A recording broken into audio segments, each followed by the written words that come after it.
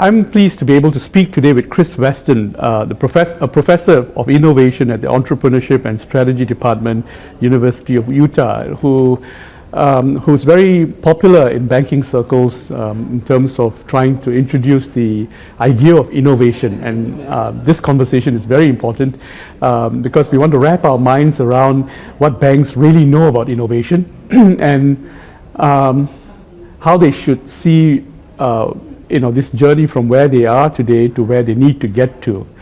There's this whole dimension of the fintech space that is threatening to disintermediate the banking industry.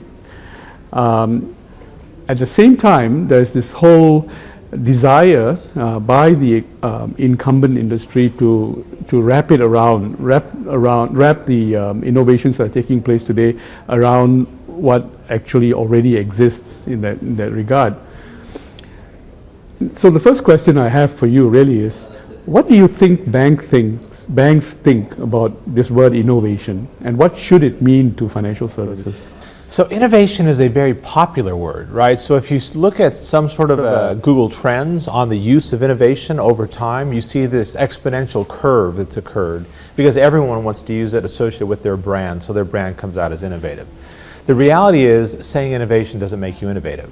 And banks are notoriously not innovative, right? And they actually go to the regulators to try to get the regulators to stop the regulators from driving innovation because they don't want any sort of disruption in the marketplace. So this is the fundamental problem. You could actually ask the question, is it crazy for a bank to be an innovator?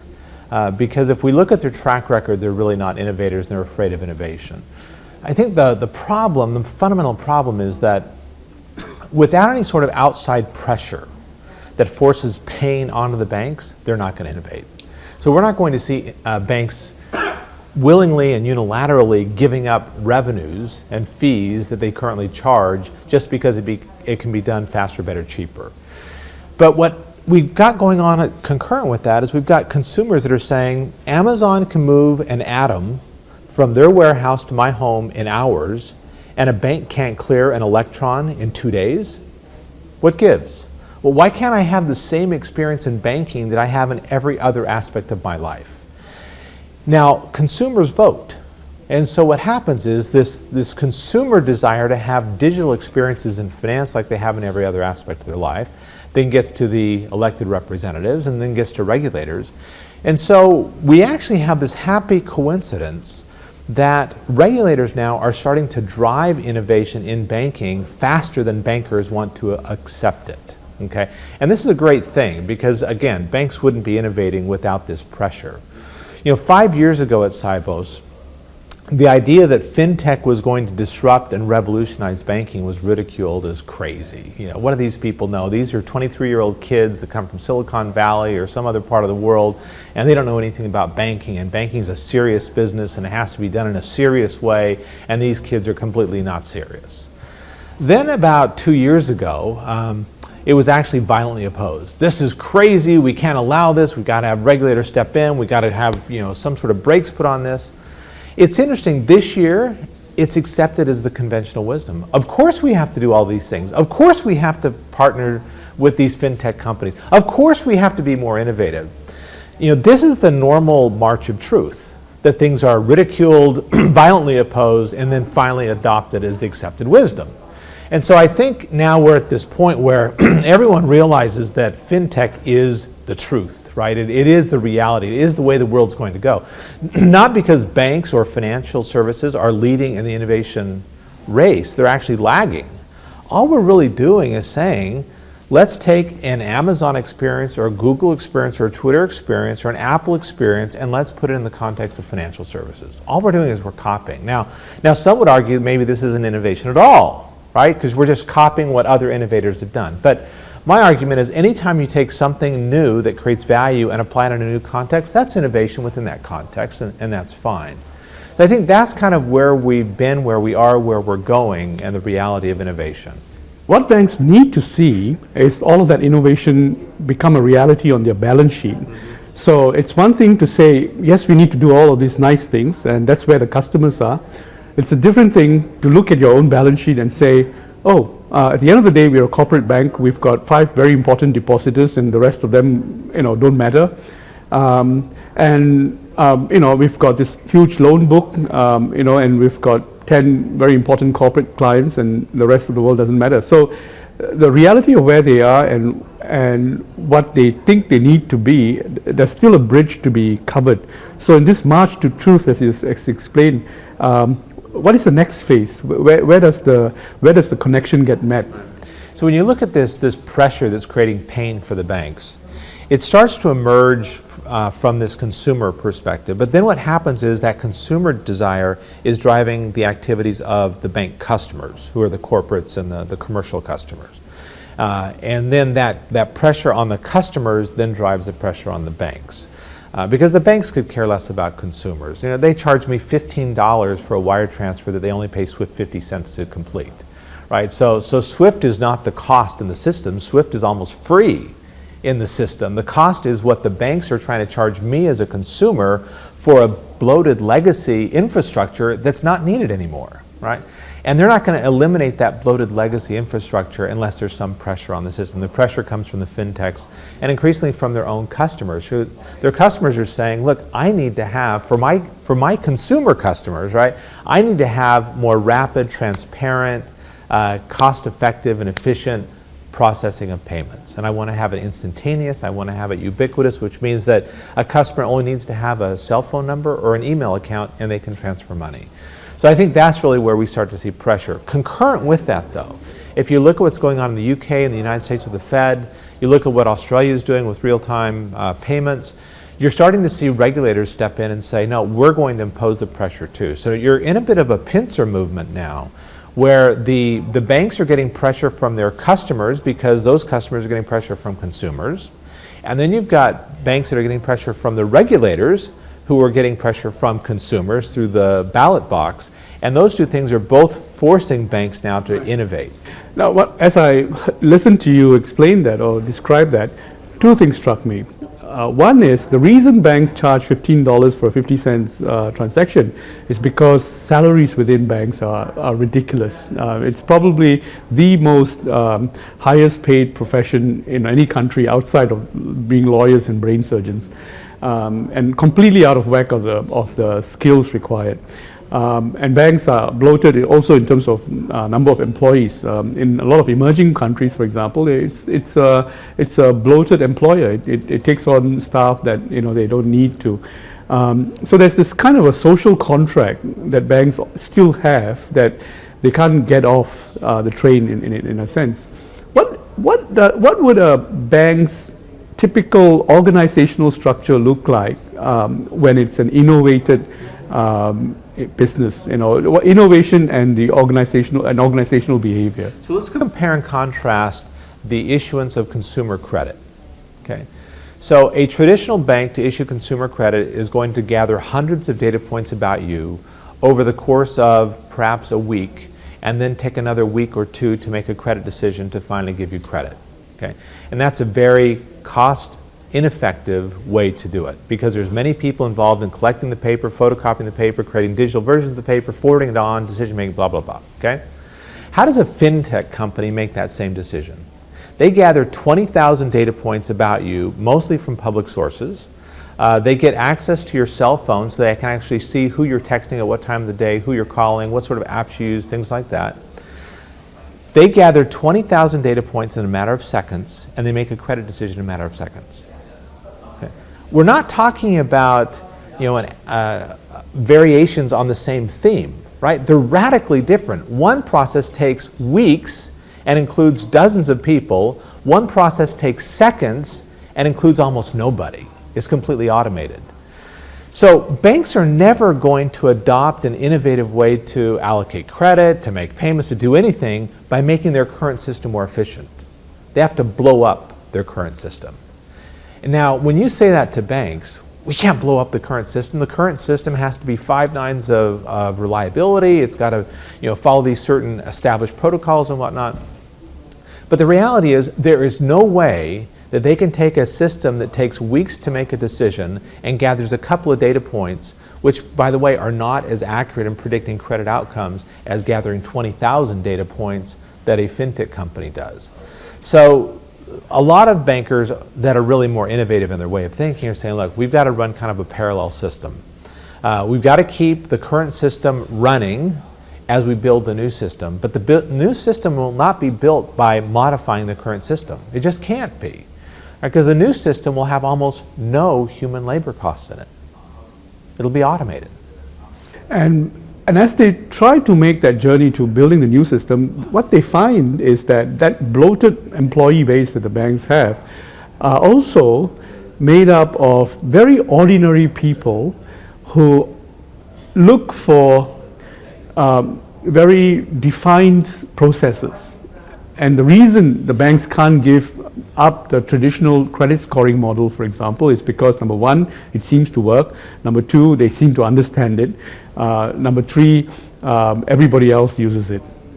At which point do you think, I mean, you know, the automated multiple data point infrastructure that you're talking about, it's already there in some ways. You know, if many employers today, when they check on staff, potential employees, you look at their Facebook. You don't look at their references, which probably doesn't tell you anything anyway. So that culture of looking at what is out there in social media is only just starting. Where have you seen an industry which has made that switch? And what are the triggers that helps them make that switch between this is how we do it now and this is how we're going to do it tomorrow? I mean, we live in a market economy. The only thing that changes people's behaviors is failure and pain and tension within the system, right? And if there's no tension in the system between the current state and the future state, nobody changes. It's just the way we're wired, it's the way we are. And so any industry that's made this sort of change is because they've harnessed that tension in such a way they drive creativity and innovation to come up with a new model. Now what that means, and I think probably the best industry to look at is the telco industry and the handset manufacturers. I don't think there's another industry in the world that innovates as rapidly as that. You know, we talk about the innovation and the radical transformation that smartphones have made. The iPhone's not even 10 years old. Okay, we're on version 7 of the iPhone and it's not even 10 years old. So these companies have a pace of innovation which is every 12 months they're coming out with the next new thing. And everyone has to keep up. Now we saw just a few years ago that two companies that had over 50% market share in this market, RIM and Nokia, are basically bankrupt. Okay, one was bought before it went bankrupt by Windows, and then within 12 months, Windows completely wrote off the entire investment in the company. Okay, and the other one is still struggling and just announced they're going to have an Android phone because their current system doesn't work. Right. So you look at that industry, and all of what was going on with regards to the smartphone innovation, the new platforms, operating system, whatnot, was completely foreseeable. It wasn't as though it came out of nowhere. But these companies had legacy infrastructure and were unable and unwilling to make any of the changes necessary. And again, they ridiculed, the co-CEOs of RIM ridiculed the Apple phone as being completely ridiculous. You didn't need any of its capabilities because after all, a RIM phone had apps. A RIM phone would give you access to the internet. Yeah, did you ever use those apps? Did you ever access the internet on a RIM phone? It was an awful experience, right? But again, they kind of lived in this fantasy land that they did everything that needed to be done and no one needed innovation beyond what they were doing. And within just a couple years, they're dead, right?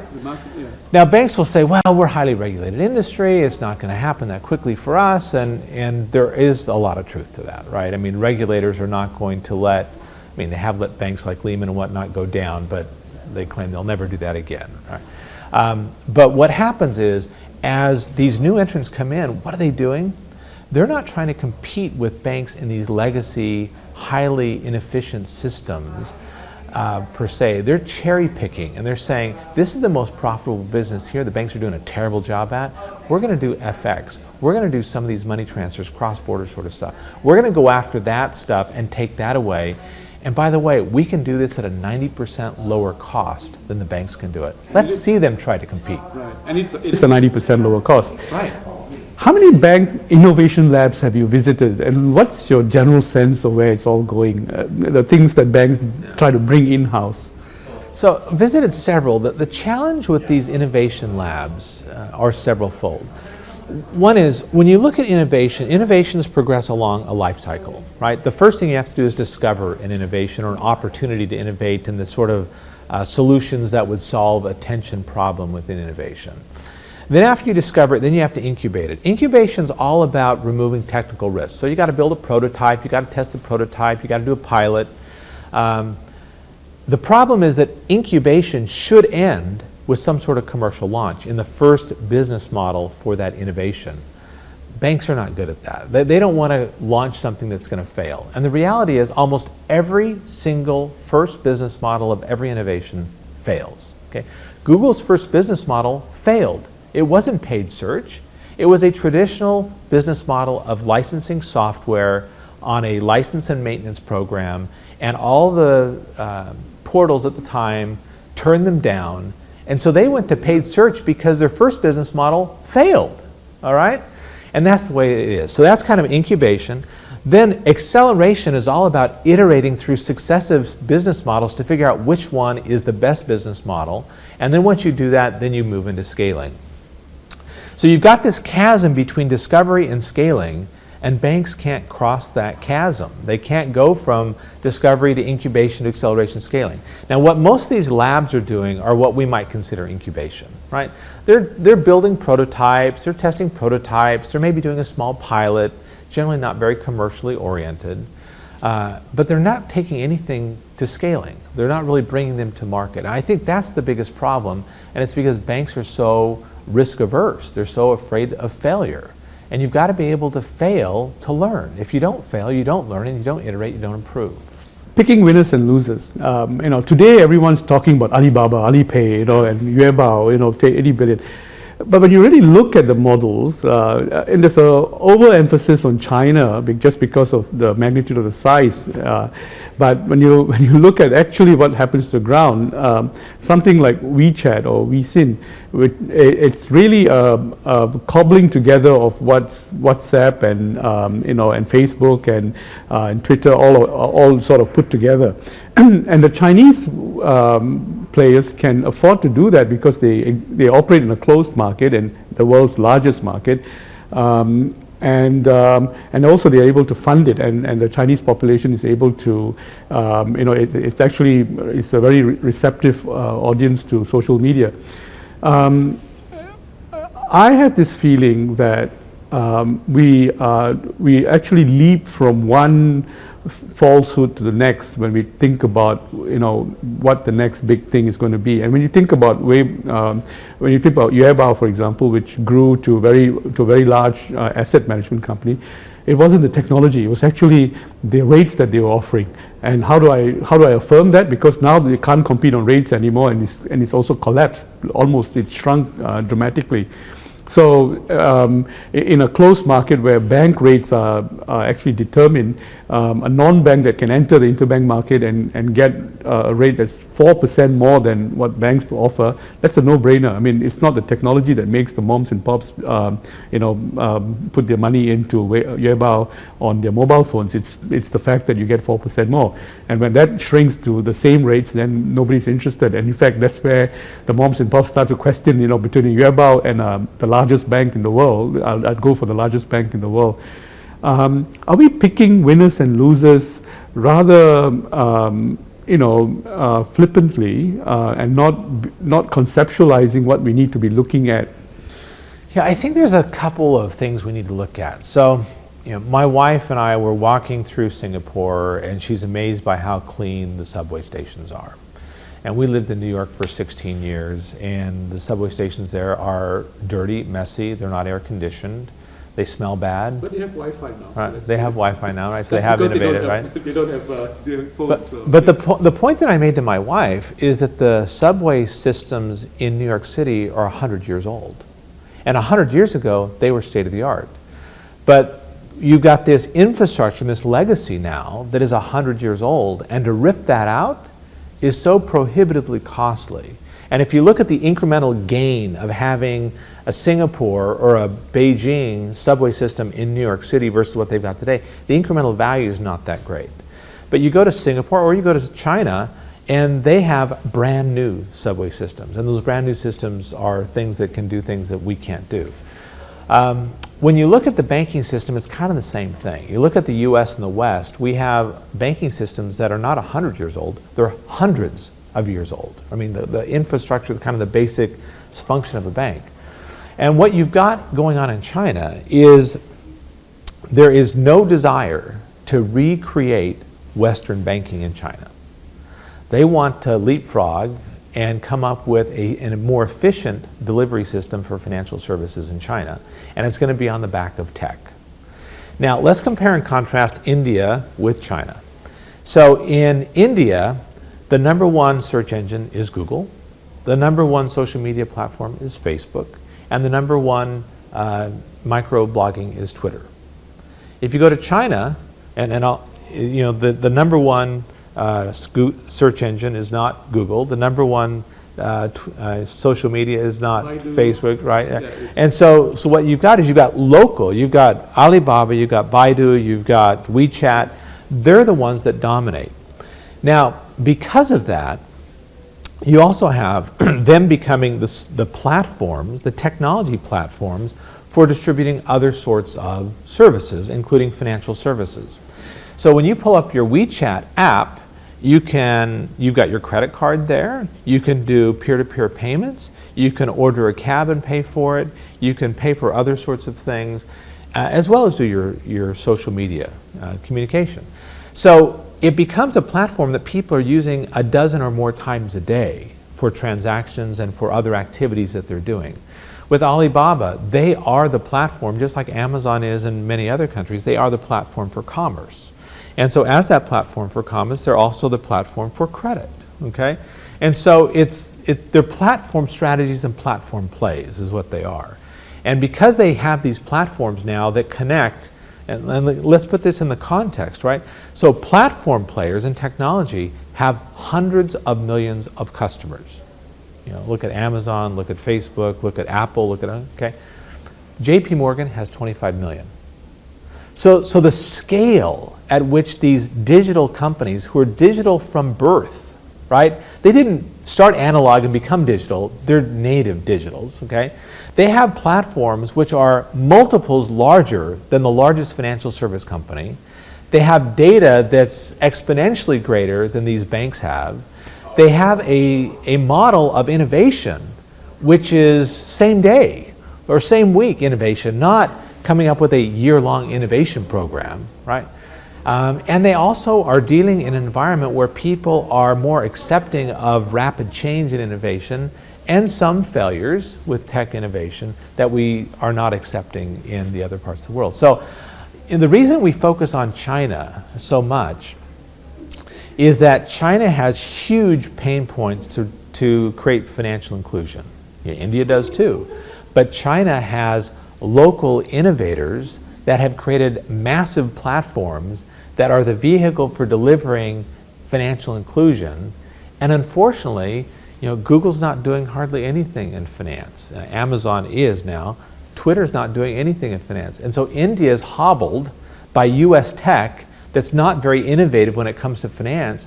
And so who are the innovators? If you look at who's getting the new banking licenses in India, it's Vodafone, it's some Indian tech companies. It's not the big tech companies because they're stuck with, unfortunately, US big tech companies who are not innovating finance. All that you say is very interesting, except that in China, the way in which some of these innovators are coming into the market, and maybe we shouldn't fault them for it, is somewhat to the back door. Alibaba got its banking license despite the rules being against that. In fact, I talked to the regulators at a personal level, and even among regulators, they scratched their head and said, "How did that happen?" You know, and I get questioned like, you know, how do we structure a license for a payment-only bank? And there are different models to do that. So there is not a second Alibaba in or a Alipay in China right now. So it's kind of well, there's not a second Amazon in the United States either, right? So part of this is the Metcalfe laws of network effect. And part of it has to do with just good business strategy. So Amazon says, I'm not going to compete with every sort of online retailer. I'm going to provide them the rails to be online retailers at the lowest cost possible because they're going to benefit from my economies of scale. And so what we see with Alibaba and WeChat is we just see network economics at play, which we see in all digital technologies. So I don't think so much it's that it can't be done by somebody else. It's that when you have an installed base of hundreds of millions of customers, it's difficult for a number two to come in unless their value proposition is so much better than yours, right? So we saw RIM and we saw Nokia, who are digital companies, fail, but it's because they didn't keep up with the pace of innovation of a new entrant whose value proposition was several times, order of magnitudes, better than theirs. Last question. I mean, this is a very interesting conversation and very important conversation, but only to capture an essence of helping us build our own roadmaps. What is the kind of a mental roadmap that you have in your mind and milestones that you like to see finance going through to, and you can sort of tick it in your head that it's evolving? Telcos went through their own evolution from state-owned infrastructures to what they are today. But what are they today, right? Telcos are dumb pipes. That's it, right? So telcos tried to get in the app business, failed, right? They tried to control the handset business, failed, right? So telcos, and I'm thankful they provide dumb pipes, right? Because without dumb pipes, we couldn't connect. But at the end of the day, they've tried to be more innovative. They've had innovation groups. They've got their own incubators and things that they're doing. They've got their foundries. AT&T's got their digital foundries and whatnot. But they've tried to get into banking. Complete disaster, right? They had this consortium effort. As an industry, we're going to come together and create ISIS. And then when ISIS emerged in the Middle East, they had to change it to soft card, right? And what happened to it? It got sold to Google, right? So telcos have tried to be innovative. Every single effort has failed in every single industry. They're not innovative companies. They're dumb pipes. When you look at the banking industry, I think the question we have to ask ourselves, are banks merely going to follow the path of telcos and become dumb pipes? And if it is, and if that's the conclusion we come to, should a good CEO of a good bank that is thinking 10 years ahead or 12 years ahead, 20 years ahead, should he just say to himself, you know what, this is where we're heading, let's play the game that way? Because instead of reinventing and pretending that they can take on a proprietary approach that everybody else becomes dependent on in payments, in wealth management and so on, just head in the general direction of dumb pipes and and collaborate openly. Is there a wise way to build the bank of the future? Yeah. That's a great question. I think I would look at three different perhaps options. So one option is, could they follow an Amazon model, which is a combination of dumb pipes, right? So they provide the basic plumbing for millions of online commerce organizations around the world, but they also provide their own store, right? So could you actually provide the dumb pipes for millions of different types of transactions, but also have your own branded experience, which is a great experience, and then you leverage that with your customers you're providing the dumb pipes to. So that's kind of one. Could they follow an Amazon model? Should they just follow a telco model and rather than waste all the money and time, just say we're here to enable these types of transactions. You can use our rails to do it, and you can put the front end on, you can own the customer. We aren't worried about owning the customer, and you can own the back end and different parts, but we provide all the back end infrastructure for it. So that's kind of one thing, and that would be a much more efficient model. I think that the challenge for all of these, though, is number one, egos in the banking industry. Is that we see that with something as simple as KYC, they don't want to collaborate and come up with a single standard and put it in the form of an API and share it with everybody. Everyone thinks they can create a proprietary infrastructure and documentation, management and risk management, all the risk management systems and whatnot. And there's really no value in almost all of these proprietary infrastructure projects that banks do, yet they persist in doing them. Now, I mentioned this to some bankers the other day, said, oh, we're getting away from that, we're doing less of it and less of it. But you talk to people kind of in the bowels of the organization, you don't see that big of a change. The other is that you do have this tradition of collaboration for infrastructure. Swift is one of the best examples of it. Part of the frustration that I see with Swift is that they have tremendous capabilities they would love to unleash in the banking and finance and the payments industry, and the resistance is on the part of the banks because the banks don't want to move that fast. The banks don't want to be that innovative. The banks don't want to give up that revenue. They don't want to take, where they pay Swift 50 cents and they charge me $15, they don't want to collapse that down to $1, okay? Because of the implications it has to the rest of their organization. So I think that the ego and the fact that they use common infrastructure to justify the current business model is the biggest problem. One last comment I'd make. When you look at the story of Kodak and what really failed with Kodak, Kodak invented all of the foundational digital technology. They forecasted how many years they had left before digital completely destroyed their business model. So they had foresight, all right? It's not that they were... Yeah, they weren't ignorant. It wasn't as though it blindsided them. They had no idea digital was happening, right? They invented it. They forecasted. They had plans around it. What was their number one problem? Their objective with digital was to harness digital to support the core business. And they believed their core business was not sharing memories. Their core business was selling paper, okay? And because that was their core business, all aspects of digital were used to harness the current technology, the new technology, for the current business model. And when that business model went away and died because no one wanted to share paper anymore, they were out of business. So for banks, what business are they really in? People don't want to buy FX. They don't want to buy payments. They don't want to buy that. They want to buy a thing. They want to buy homes. They Right. They want to pay Right. their family. They want their family to be happy. And so banks need to rethink what business they're in. And quite frankly, if you look at what these new digital companies, whether they be Alibaba or whether they increasingly become, Google's getting into finance. You got Google Pay, you got Samsung Pay, you got Apple Pay and all these others. Those companies are saying, you know what, payments are just part of this process that you as a consumer could care less about. I'm going to give you payments for free. In fact, I may give you payments for negative cost because what you really want is something else. And that's the real disruption, and banks don't get it. Chris Wasden, thank you very much for spending time with us today. You're welcome.